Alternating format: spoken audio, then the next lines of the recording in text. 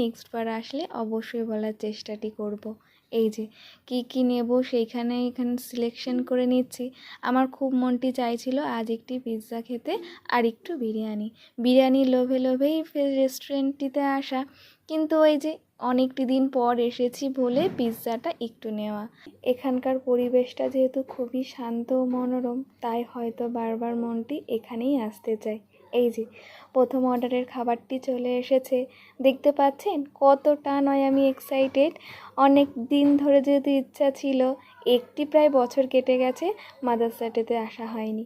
এখন আমি পিৎজাগুলো সুন্দর করে তৈরি করে নিচ্ছি নিজের মন মতন।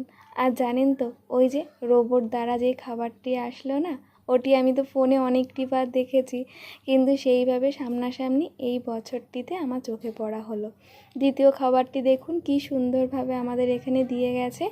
জানেন, আমি না লাস্টের দিকে ও আমার পাশ থেকে যখন যাচ্ছিল, তখন আমি একটু ওকে হাই জানিয়েছিলাম।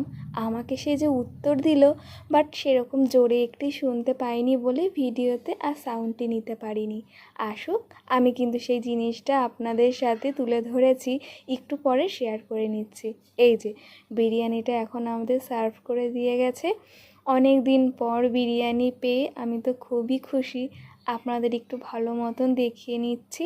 আমি একেবারে শুধু নর্মাল বিরিয়ানিটাই নিয়েছি, তখনও প্রচুর পরিমাণে গরম ছিল, তাই টুকটুক করে আস্তে আস্তে সবার সাথে মিলেমিশে এই পরিবেশটাকে উপভোগ করে নিচ্ছি। এই দিকে ছিল ডেজার্টের আইটেম, আর ওই দিকে ককটেল বা কোনো ড্রিঙ্কসের আইটেম ছিল।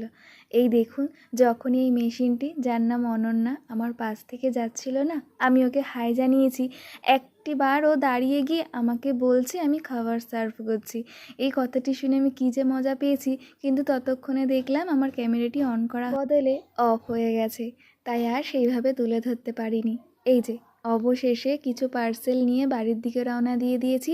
এই সাদা ফুলের সাথে একটু দেখা করে আজকের ভিডিওটি এখানেই শেষ করছি। নতুন কোনো ভিডিওর সাথে আবার দেখা হবে। টাটা।